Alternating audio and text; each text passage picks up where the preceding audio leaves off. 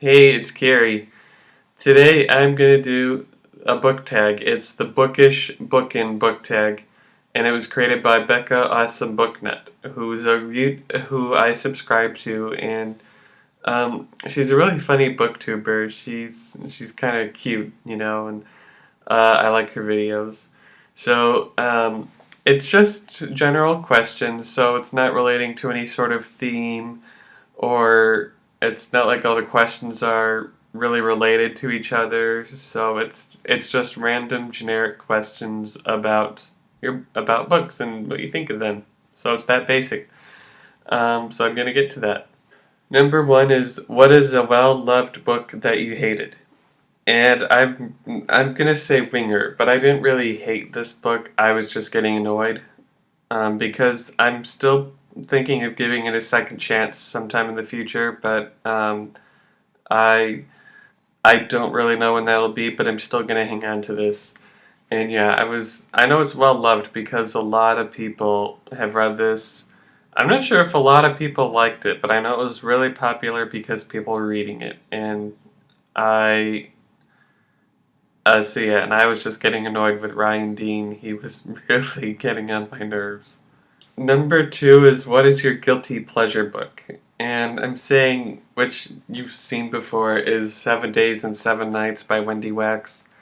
Because I like romance books, I don't want to get into that, but this is like the only romance book that I comfortable with saying on the internet, on YouTube, that I like, or publicly.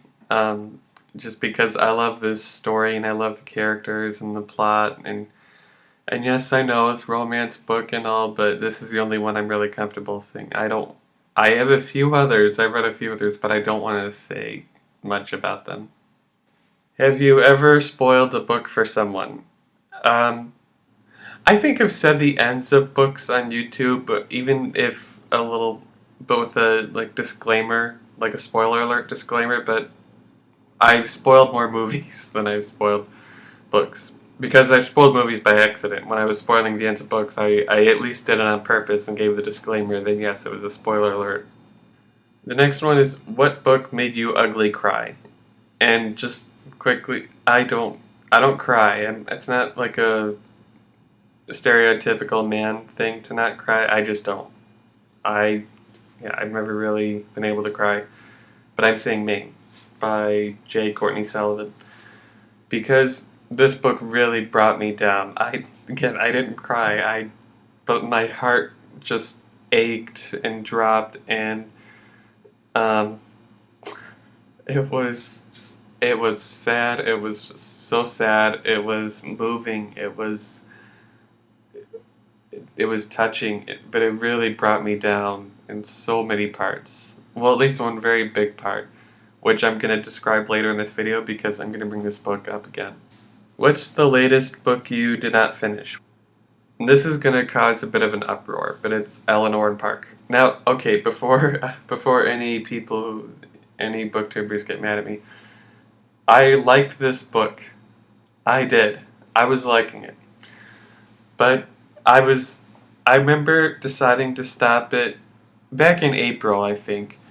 Because I remember it was like December or January, something like that. It was the winter season when I started reading this book, and I thought, you know what, I just haven't got a lot of time to read lately, and um, it was, I figured it shouldn't take this long. It shouldn't take 4 months to read a book, because I've read books a lot faster than that. And I thought, it's been taking this long to read it. I think I forgot some of the stuff that happened in previous chapters, but believe me, I liked it. I really did. I just did not get a chance to finish it yet, and I really want to. So I'm just gonna start it over sometime, so I'm still gonna be hanging on to this book and give it a second chance. Number 6 is, what book have you read due to controversy? This was a really hard question to answer, so I couldn't think of a book.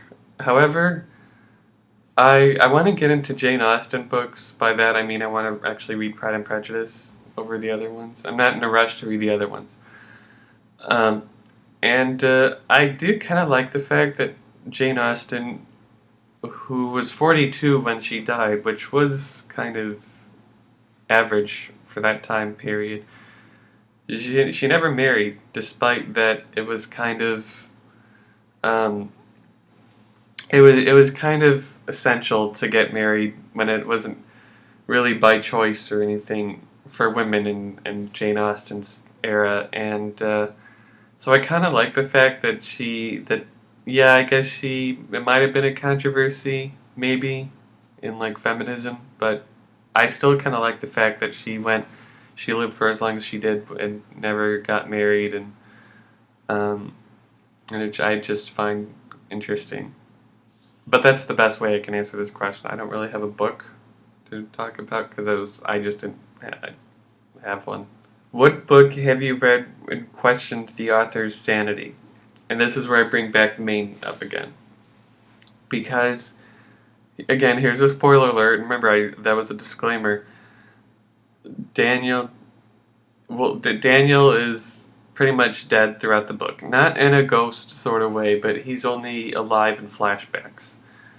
And every single scene with him just really dropped my heart. And I remember upon reading this, and after reading, I was like, "Why? Why did you make one of the good people die and have Alice, the bitch, alcoholic bitch, stay alive?" And it was, I mean, it wasn't really questioning whether she was insane or not, but I felt like I wanted to be mad at her. I really did. I wanted to be mad at J. Courtney Sullivan for making Daniel be the one to die, and which is exactly why this book is really bringing me down. And Alice was not a good mother, and it was really, it was really hard to read. But and I was like just bummed out through the whole thing. The whole thing really brought me down. Number 8 is, what is the most cringe-worthy book you've ever read? And I'm saying Haunted Texas, which isn't really fiction. It's nonfiction. Um, and it's a creepy book. It's really creepy and eerie and talks about like ghosts and strange phenomena of the Lone Star State, which I got in a gift shop there. And it was I'd say it's cringeworthy, which is because reading some of these stories, I just shudder and like, ooh, that's I shouldn't be reading this at night, which is when I read this book, usually in October. I usually read these at night. I know I shouldn't, but it's just fun to be scared and creeped out, and I'd say because it's true horror stories, it's really cringeworthy. What book have you read solely due to the cover? And I haven't read this, but this is a book I bought solely due to the cover. Um, and it's one of my favorite book covers that I have is because I love eyes. And I know eyes are like the window to the soul and all that metaphorical stuff, but I just love how they look. I love irises and things like that. And um, in this case, it's like water pouring out of it, and there's branches growing out of the eyelashes. It's a little bit.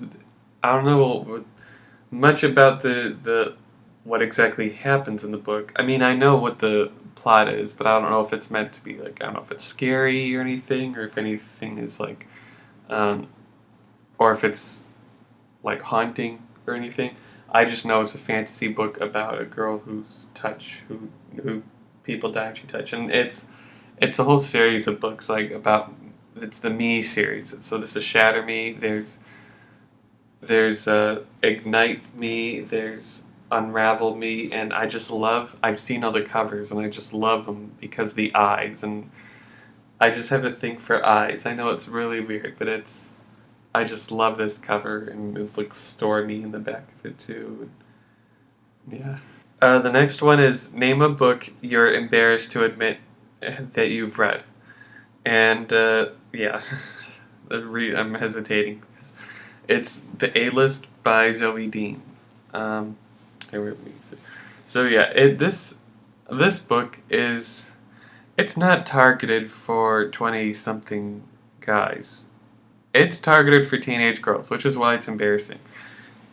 But you know what? It takes place. This takes place on New Year's Eve, and in Hollywood, so it's filled with just Hollywood glamour and all that fun, intriguing stuff that I'm kind of into. And number 10 is name a unknown book you wish people know more of.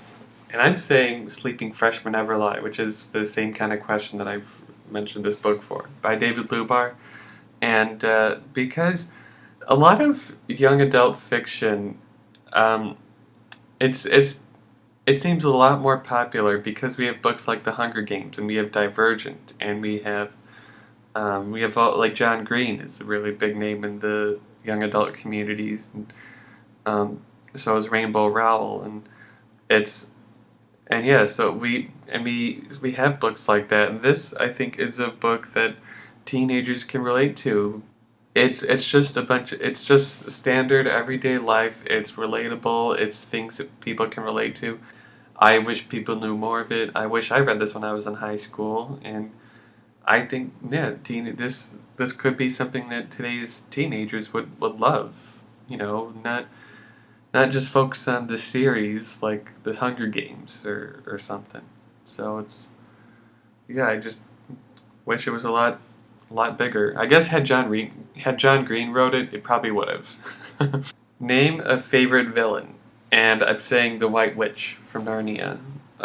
Just because I love witches, and the White Witch is the type of woman you don't want to cross. And I just love how she's so, you know, she reigns. I think she's also the queen of Narnia too, and because Aslan is the king. And so I just love her character and her standing, and the whole setting, and all that stuff.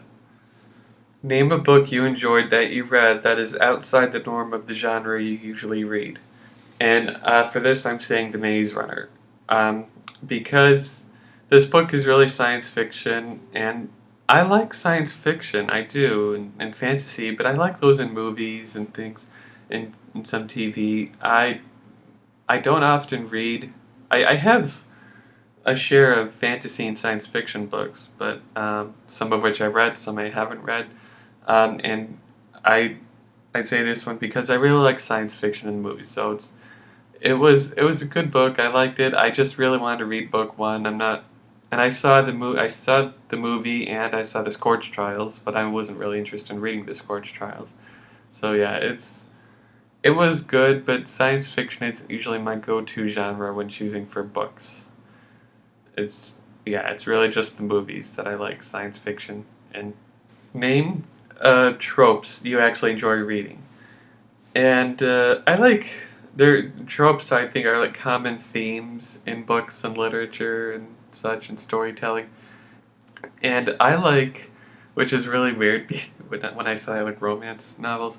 I like love triangles, just because I love that when reading something. I love that feeling of oh, who's she gonna choose? You know, like or he, depending on you know where the triangle is. It's just thinking, you know, they like this person. I can see how they can get together and how to, you know, how they can get along well. And then there's this person who they also get along well with too. And it's just I like that tense moment of deciding who they're going to end up with by the end of the book. I like that. I was going to say I like that feeling when you choose the one that of when they choose the person that you wanted them to choose. But I don't like it when you get bummed out because they chose the person that you didn't want for them to choose. So I just love triangles just because it adds mystery and it's exciting and it's tense, and I love that tense, you know, feeling. The last question is, who or what inspired you to join the Booktube community?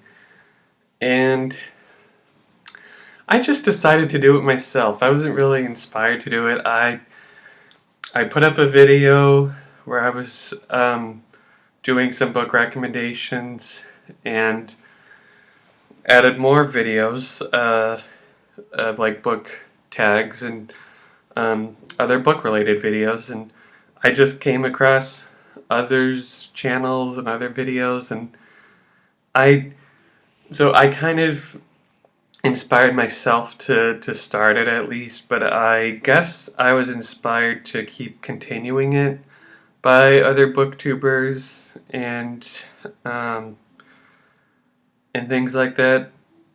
But I also wouldn't say I'm part of the Booktube community because my YouTube channel isn't really just meant to be just about books. It's about other things I like too, and it's just books is one of the things I like to talk about. So I just really want to be part of the YouTube community more than really the Booktube community.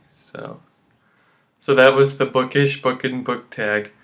And again, it was created by BekahAwesomeBookNut. Her video's down there in the description, and I put all the questions down there too. So I hope you like that. I hope you subscribe, and I'll see you guys soon.